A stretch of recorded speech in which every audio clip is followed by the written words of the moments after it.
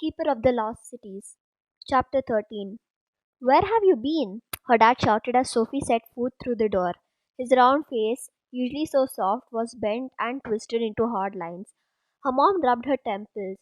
We almost called the police. Sophie's eyes burned with unshed tears. Her parents, her house, her whole life for the past 12 years, this was the last time she would see any of it. It was far, far too much for her brain to process. So she did the only thing she could do. She raced across the room, threw her arms around them, and hugged as hard as she could. Did something happen, Sophie? Her dad asked after a minute. Your school called and said you left early. His mind flashed to unspoken horrors. Sophie cringed away from his thoughts. Nothing bad happened. It's just been a strange day. She buried her face into her mom's side. I love you guys. We love you too, her mom whispered, totally confused. What's going on? Soybean? Her dad asked. Sophie trembled at the nickname, proved that she really didn't belong with her family. She is just trying to get out of trouble, Amy said, bouncing into the room. She loved watching Sophie get busted. Amy, how many times have I told you not to eavesdrop? Her mom asked. Amy Amy shrugged. How long is she grounded for? 3 months, her dad answered. Amy shot Sophie a triumphant look. It doesn't matter, Sophie said, still hugging her parents. I'm sorry for worrying you guys. I won't do it again, I promise. For once, she would be able to keep her word. Well, maybe 2 months, her mom decided, rubbing Sophie's back. Amy pouted and Sophie couldn't help smiling at her pettiness. She was stunned to realize at the moment that she was going to miss Amy, her bratty obnoxious pain in her butt little sister. Sure, they fought all the time, but with her was fun. Why had she never realized that before? She ran over and wrapped Amy up in a hug. Her parents gasped. What are you doing? Amy asked, squirming in Sophie's tight embrace. Sophie ignored her struggles. I know we don't always get along, Amy, but you're my sister and I love you. Amy jerked away. Why are you being weird? I'm not being weird. I just wanted to tell you I love you. I love all of you. She turned to her parents, who were watching the strange scene play out between their daughters and their mouths open. I couldn't have asked for a better family. What happened to you? Amy asked. Nothing. She turned away to blink back tears. I'm going to my room now. Her dad cleared his throat, coming to his senses. You're not off the hook yet, so we still need to talk about what happened today. We will, she agreed, desperate to get out of there. Fitz was keeping watch outside, and she had to hurry. Hurry. Later. She raced to her room and packed in a daze. She didn't take much. Everything felt like it belonged to someone else, to another life.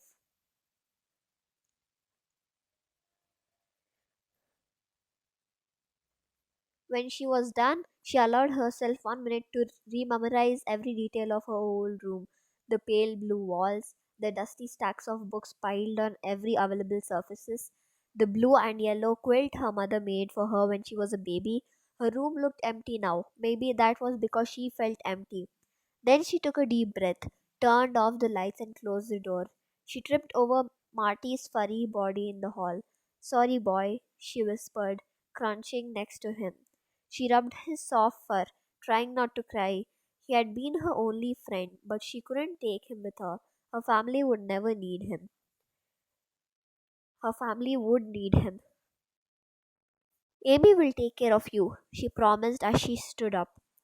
His pink mouth opened, realizing one tiny pathetic meow. I'll miss you too. Fitz had given her a disc of sleeping gas to release if she couldn't sneak out.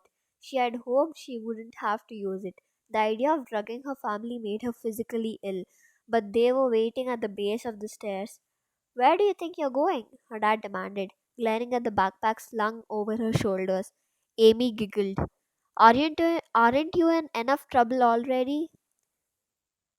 Sophie Elizabeth Foster, you tell us what's going on right now, her mom yelled. Sophie stared at them. clutching the sleeping gas, too afraid to use it. I'm sorry, she managed to say. I have to leave. Her dad moved between her and the door. You're not going anywhere. It's not up to me. Sit down, he demanded, pointing to the living room couch. Clearly, they weren't going to let her go, and the time was all but up. Fine, I promise I'll explain everything if you just sit down and listen to me.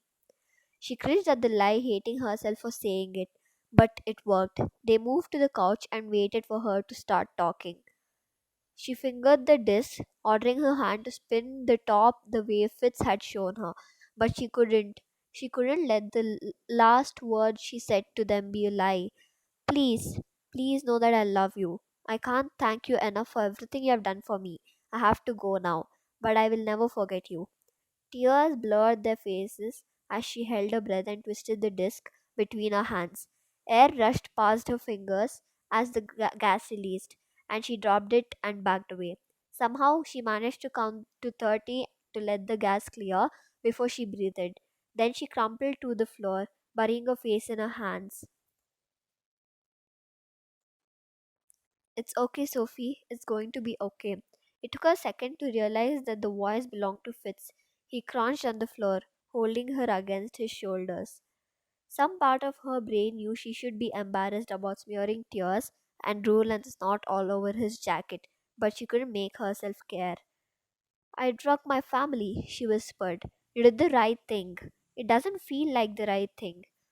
He squeezed her tighter as another round of sobs overcame her.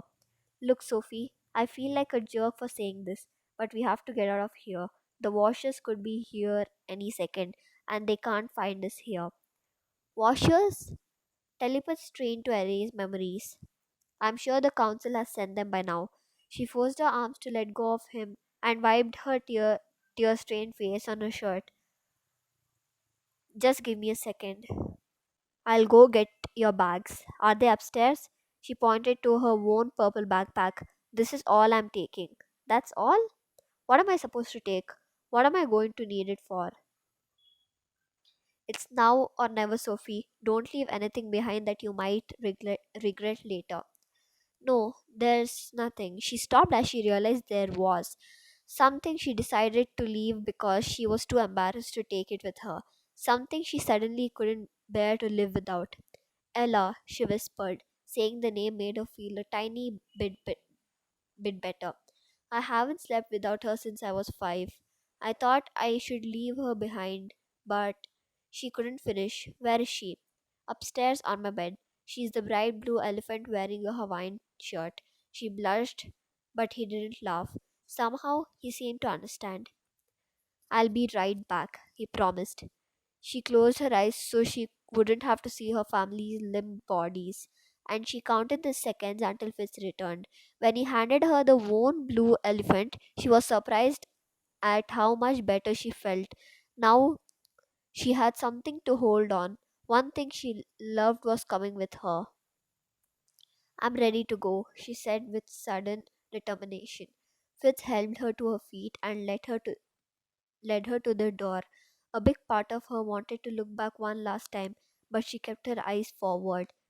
Then, clutching Ella with one arm and Fitz with the other, she took the two hardest steps she had ever taken out of the past and into the future.